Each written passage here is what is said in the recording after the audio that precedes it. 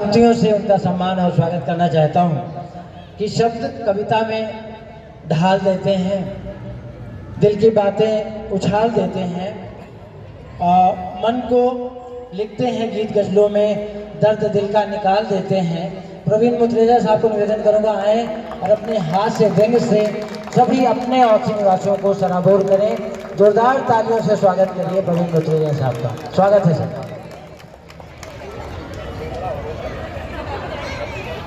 Hello, सर्वप्रथम माँ शारदे को नमन करता हूँ। मंच पर उपस्थित प्रतिष्ठित कवियों का आशीर्वाद और साथ चाहता हूँ और साथ ही साथ नमस्कार करता हूँ ऑक्सी की बहुत ही सुंदर और सुशील जनता का। आप अपने लिए प्लीज ताली बजा दीजिए।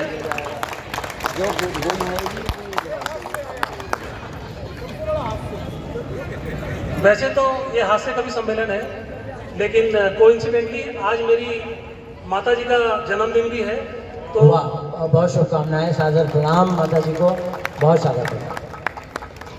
दो लाइनें मैं उनके लिए भी कहना चाहता हूँ कि जो कहते हैं कि दुनिया में नहीं रब का कोई नुमाइंदा, कि जो कहते हैं कि दुनिया में नहीं रब का कोई नुमाइंदा, वो माँ और माँ की रहमत देखें, करे ना ये जुर्रत आइंदा। वाह वाह वाह। शिकायतें आज भी है रब से, शिकायतें आज भी है रब से, तब बेशुमार होती जहान में अगर माँ नाम की ये सदाबहार ना होती। क्या बात है, वाह वाह वाह, बहुत अच्छा, बहुत बढ़िया। और दोस्तों, जैसा कि आप जानते हैं कि आज ये हास्य कवि सम्मेलन का आयोजन किया है एओ ने, उनको भी मैं धन्यवाद करता हूँ कि आज मुझे मौका दिया इस मंच पर अपना कविता पाठ करने का। तो मेरी कविता के जो नायक हैं उनके बारे में मैं आपको बताना चाहता हूँ कि मैं अपना टाइम वेस्ट नहीं करता कि मैं मोदी के बारे में बोलूं और केजरीवाल के बारे में बोलूं। उनकी मुझे क्या जरूरत है, जब मेरे घर में ये नायक नायिका है तो मैं बाहर क्यों जाऊं। बहुत अच्छी बात, बहुत बढ़िया। तो मेरी कविता के जो नायक हैं नायिका हैं उनका मैं परिचय कराना चाहूंगा। एक है श्री श्री 1008 मेरी पत्नी श्री। वाह, सच बोल रहे हैं क्या? अच्छा, बहुत बढ़िया। और आप सबके मन की व्यथा है जो मेरे मुंह से निकल रही है। बहुत अच्छी बात। दूसरी है श्री श्री 2016 मेरी मातोश्री। हाँ हाँ हाँ, क्या बात है, क्या बात है। और तीसरे हैं प्रातः स्मरणीय वंदनीय मेरे बॉस। क्या बात है, वाह। तो आज मैं आपको एक चीज की गारंटी देना चाहता हूँ कि हास्य तो होना ही है, क्योंकि ये हास्य कवि सम्मेलन है। देखिए, दो चीजें होती हैं, एक होते है कवि को सुनना, एक होता है उसकी कविता को सुनना। तो अगर आपको कविता सुन के हंसी आ गई तो हास्य कवि सम्मेलन, ठीक है, क्लियर है। और अगर आपको कविता सुन के हंसी नहीं आई और कवि पे आपको हंसी आ गई तो कवि हास्य सम्मेलन। बहुत बढ़िया है, बहुत बढ़िया, वाह, बहुत बढ़िया प्रवीण जी, वाह। दोनों ही केसों में जीत आपकी है, क्योंकि आपको हास्य मिलने वाला है। साथ ही साथ में एक डिस्क्लेमर भी डाल दूं कि मैं आपको कुछ सलाह दूंगा, कुछ चीजें बताऊंगा, लेकिन अगर उसको आप अपने घर पे अप्लाई करेंगे तो उसके परिणाम की जिम्मेदारी आपकी होगी, मेरा इससे कोई लेना देना नहीं है। बहुत बढ़िया, बहुत अच्छा है, बहुत बढ़िया। तो पहला रचनात्मक गुस्ताख कर रहा हूँ कविता कहने की, तो मैं गुस्ताखी नहीं करूंगा क्योंकि मंच पर इतने प्रतिष्ठित कवि विराजमान है। बहुत स्वागत सर। इसका शीर्षक है सांपनाथ और नागनाथ। शीर्षक बहुत बढ़िया है। जी सर। तो आप इस परिस्थिति में फंसते रहे होंगे, उसके लिए मैंने कहा कि एक दिन मन में आ गया विचार आत्महत्या सा खास। एक दिन मन में आ गया विचार आत्महत्या सा खास कि पता किया जाए कि घर में बीवी है ज्यादा खतरनाक या ऑफिस में बॉस। वाह, बढ़िया है, बहुत बढ़िया। एक दिन मन में आ गया विचार आत्महत्या सा खास कि पता किया जाए घर में बीवी है ज्यादा खतरनाक या ऑफिस में बॉस। समस्या गंभीर थी, जद्दोजहद हुई, संघर्ष हुआ और फिर खुलासा हुआ। तो वो खुलासा आप सुनना चाहते हैं?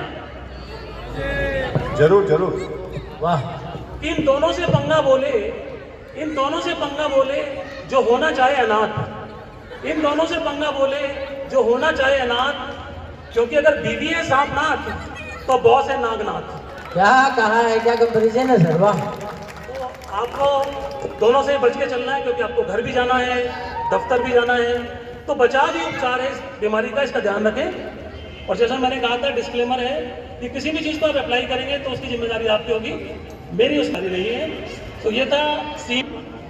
अब एक दूसरा सीन पेश करता हूँ। पहले सीन में आपने देखा कि बीवी और बॉस के बीच में आपको चुनना था, लेकिन आप चुन नहीं पाए क्योंकि एक सांप नाथ है, एक नागनाथ है। दूसरा इसी तरह का सीन होता है जब आपको अपनी माँ और अपने बच्चों की माँ के बीच में चुनना पड़ता है, यानी कि अपनी बीवी और अपनी माता श्री के बीच में चुनना पड़ता है। तो एक सीन में पेश करता हूँ, उसके नायक हैं मेरी पत्नी, मेरी माँ, मेरा बेटा, और मैं भी उसके अंदर हूँ, लेकिन मैं घर में ऐसी जगह पर हूँ कि मैं सबको देख सुन सकता हूँ, लेकिन मुझे कोई देख सुन नहीं सकता। मिस्टर इंडिया, मिस्टर इंडिया, बहुत तो आप देखिएगा कि अपनी बेइज्जती को मैंने किस तरीके से शब्दों में डाला है। स्वागत है आपके मन की भी व्यथा हो, लेकिन जैसा मैंने कहा मेरी कोई जिम्मेदारी नहीं है, माफ कीजिएगा, कि एक दिन मेरी पत्नी ने जब मेरे बेटे को उसकी गलती के लिए डांटा, मेरी माँ ने तुरंत उसकी बात को काटा। कि एक दिन मेरी पत्नी ने जब मेरे बेटे को उसकी गलती के लिए डांटा, मेरी माँ ने तुरंत उसकी बात को काटा। तो आप समझ सकते हैं, मैंने समझा कि थर्ड वर्ल्ड वार होने वाला है, लेकिन फॉर्चुनेटली मैं सीन से बाहर था। और देखिए मेरी माँ क्या बोली कि बच्चों को कैसे पाला जाता है, बच्चों को कैसे पाला जाता है, सीखो मुझसे, मुझसे, मुझसे। मैंने बोले 5 5 5 और तुम घबरा गए सिर्फ एक से। क्या बात है, वाह, बहुत बढ़िया। बच्चों को कैसे पाला जाता है, सीखो मुझसे। मैंने पाले 5 और तुम घबरा गए सिर्फ एक से। अब पत्नी कहाँ पीछे रहने वाली थी, तो उन्होंने बोला सासू माँ आपकी की गई गलतियों के लिए मैं आज तक पछता रही हूँ, आपकी की गई गलतियों के लिए मैं आज तक पछता रही हूँ।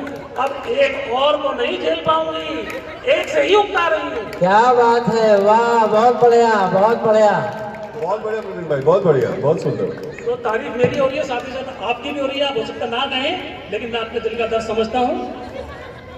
और आने वाली 2 पंक्तियों में देखिए क्या मेरी पत्नी श्री कहती है कि आपके पाले हुए एक नमूने ने, नमूना कौन?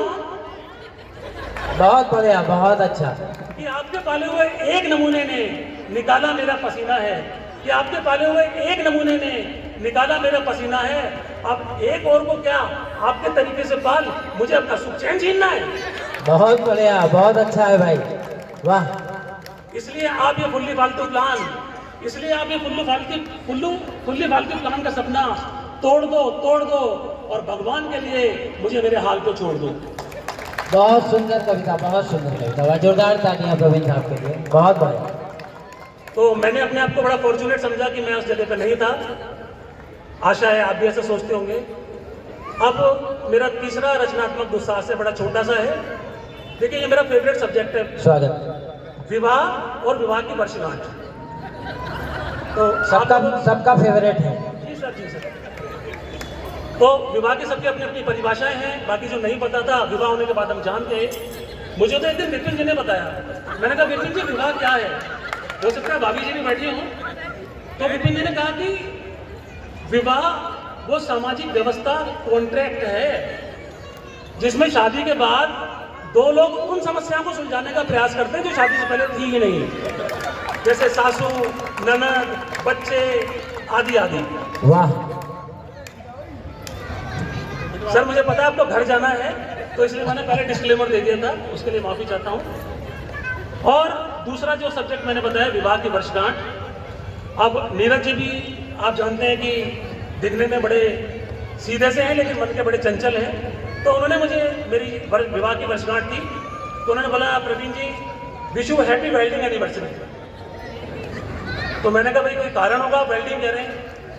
तो कह रहे हैं हाँ, वेल्डिंग और वेडिंग तो एक जैसी बात है, लेकिन उनके मन के कुछ भाव और थे। तो उन्होंने मुझे बताया, नीरज जी ने बताया, ये मेरे मन ही है, भाभी जी अगर सुन रही हो तो प्लीज पूछ लेना आप। उन्होंने बताया कि वेडिंग और वेल्डिंग में क्या समानता है और क्या असमानता है। उन्होंने कहा देखिए दोनों में ही जुड़ाव होता है, वेडिंग में या वेल्डिंग में दोनों में ही जुड़ाव होता है, लेकिन दोनों में एक बेसिक फर्क है। क्या बात है कि वेल्डिंग में पहले चिंगारियां निकलती हैं और बाद में जुड़ाव होता है, और शादी नहीं आपने अगली लाइन समझ गए कि बोलिए आप, बहुत बढ़िया, बहुत अच्छा है। और सर वेडिंग में क्या होता है कि पहले जुड़ाव होता है बाद में, और उसके बाद आप सब समझदार हैं। जोरदार तालियां, बहुत अच्छा व्यंग्य है भाई, वाह। हर आदमी इस समस्या से जूझ रहा है। अब मैं बढ़ता हूँ इसी का आगे क्रम में। मैं आपको आहा से स्वाहा तक के सफर में ले चलूंगा। अगर आप क्या उसका बात। पार्ट बनेंगे तो मुझे बहुत अच्छा लगेगा और आपको भी आनंद आएगा। आप देखिए कि मैंने प्रवीण सर एक मिनट, जो लोग बाहर खड़े हैं, निवेदन है कि कृपया अंदर आ जाएं तो और आनंद आएगा। सब लोग कृपया अंदर आकर बैठ जाएं। प्रवीण साहब शुरू करिए। मैंने इसमें दो स्थितियां ली हैं कि एक विवाह को हुए 3-4 साल ही हुए हैं, बच्चे छोटे हैं, सब कुछ आनंदमय तरीके से चल रहा है और ये बबलगम का वो फेस है जब कुछ बबलगम मीठी मीठी सी होती है, ठीक है, तो सबको आनंद आता है। उस समय क्या स्थितियाँ होती हैं, परिस्थितियाँ होती हैं। मैंने कुछ उपमाएं दी हैं, आप उनको ध्यान रखिएगा। और दूसरे सीन में मैंने बताया कि जब विवाह को 17-18 साल हो जाते हैं, बच्चे बड़े हो जाते हैं, बबलगम अभी भी चल रही है क्योंकि आपने तो 7 जन्मों के फेरे लिए ना, लेकिन उसका मीठा मीठा पार्ट खत्म हो चुका है। तो उन दो परिस्थितियों को मैंने कंपेयर करने की कोशिश की है, आशा आपको आनंद आएगा। पहले आहा वाला, तो जब मैं आपको कहूँगा बोलिए आहा, तो आपको कहना है आहा, और देखिए फिर कितना आनंद आता है। कि जोड़े विवाह बंधन में एक और वर्ष रूपी प्रेम गांठ जुड़ने पर फूले ना समाते हैं। सच तो यह है कि वो मन की गांठें खुलने का पावन पर्व मनाते हैं। कैसे रहा ये अद्भुत मधुर संबंध विश्लेषण करते हैं और परस्पर स्नेह विश्वास से सिंचित रिश्ते का उत्कर्ष मनाते हैं। कहिए आहा। देखिए मजा आएगा भी आगे। और विवाह के समय खुशियों के बीमे सा एहसास होता है, आपको भी हुआ होगा। वर्षगांठ पर पॉलिसी के लाभ बढ़ते जाने का अनुभव खास होता है। साल दर साल स्वर्णिम बोनस सा आनंद मिलता है और 7 जन्मों तक इस पॉलिसी के रिन्यू होने का विश्वास होता है। क्या बात है, बहुत बढ़िया, बहुत बढ़िया, बहुत बढ़िया। आहा। अब मैं एक स्टेप आगे और चलता हूं। अभी आहा चल रहा है, स्वाहा बाकी है, ध्यान रखिएगा कि विवाह के बाद सब समझना समझाना संबंध का तकाजा होता है। धीरे धीरे एक दूसरे की पसंद नापसंद का अंदाजा होता है। क्या बात। और फिर मध्यम मध्यम बातें इशारों से बयां होती हैं। किसी मोड़ से फिर कहीं अनकही भावनाओं का मर्म स्वतः ही साझा होता है।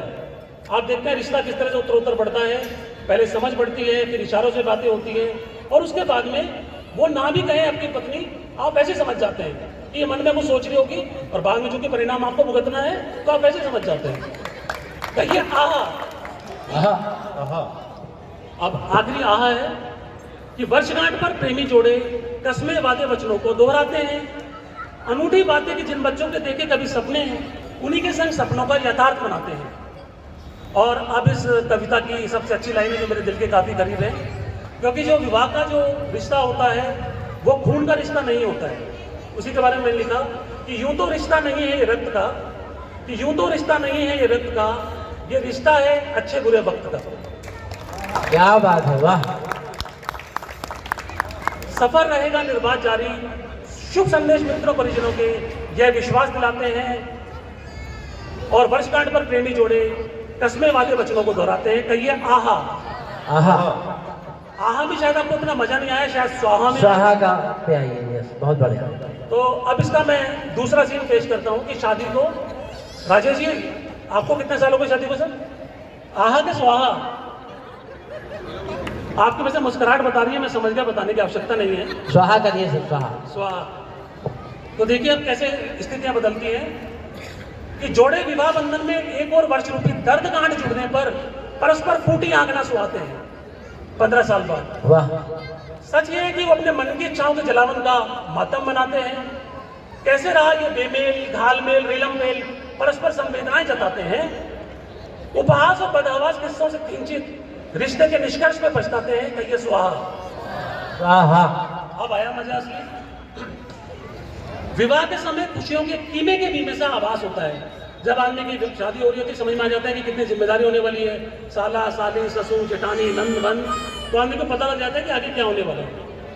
वर्षगांठ पर दर्द गीच बढ़ते जाने पर आदमी बदहवास होता है।